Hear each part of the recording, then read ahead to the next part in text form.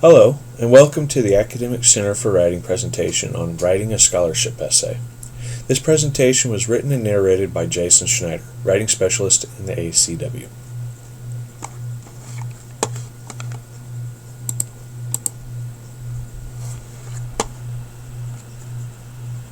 The first thing needed is a name. The person reading your scholarship essay needs to know who you are rather than having to wonder whose paper they are reading. In addition, it would benefit you to inform your reader about what school you're attending. Within the same paragraph, inform your reader the purpose behind this essay by stating the particular scholarship you're applying for and what you're trying to do by writing this essay to apply for this scholarship. The reason for writing to apply for the scholarship might be something like, I am applying for the Mountain View Best Student Scholarship so I can attend Mountain View as a full-time student rather than part-time.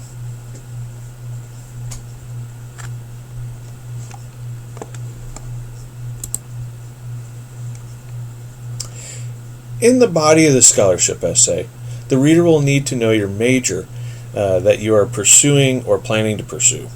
Then you can tell your reader a little about why you chose this major and what interests you about this major.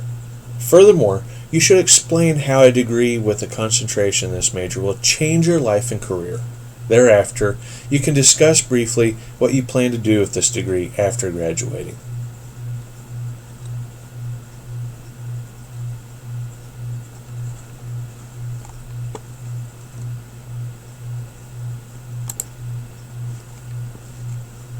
In brief, some background should be given. Some information that might be necessary or beneficial to include are struggles, goals, character, strengths, and other interests that might persuade the person reading your essay grant you scholarship money. Remember, the goal behind writing this essay is to reassure the judges reading these essays to give you money towards your education because they feel that you would be a good or the best candidate.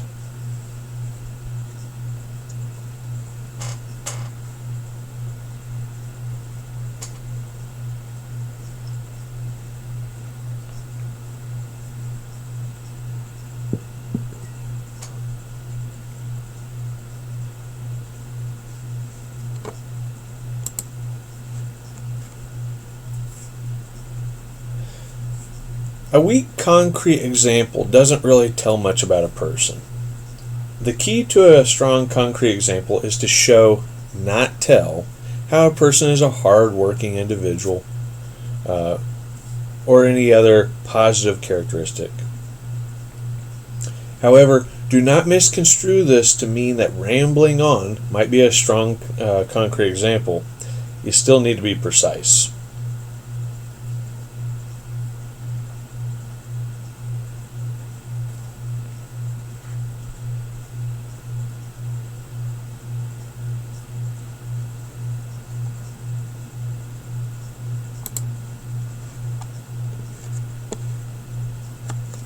Stating your needs will be a fourth paragraph. In this paragraph, you'll need to tell your reader why you're applying for the scholarship. Here, you'll need to tell why you need this scholarship so that you can attend college. Thereafter, you should tell the reader how the scholarship will help you in ways to attend college that you would otherwise not be able to do without it. You can discuss some of your financial struggles in this paragraph, but do not turn it into a sob story. Moreover, this fourth paragraph comes directly after the introduction too.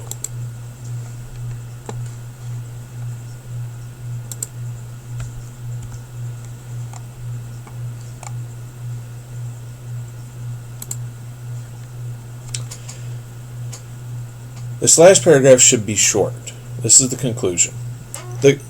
Conclude by telling the reader that you obviously need this scholarship. Mention something about how education has affected your life so far and how you wish to further attend college. More importantly, show your appreciation to your readers for taking their time to read your essay and considering you for the scholarship that you are writing for.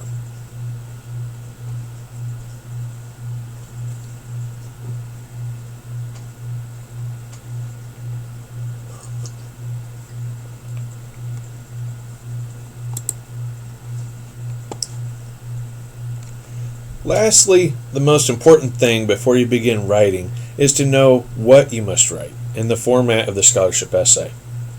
The easiest way to be disqualified from receiving a scholarship is not by following the prompt and directions.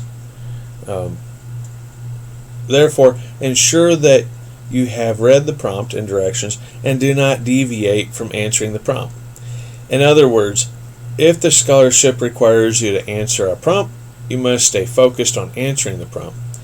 This outline given in this presentation is a generic format, so this outline might not always be appropriate for every scholarship essay, except for those that ask for a generic written essay.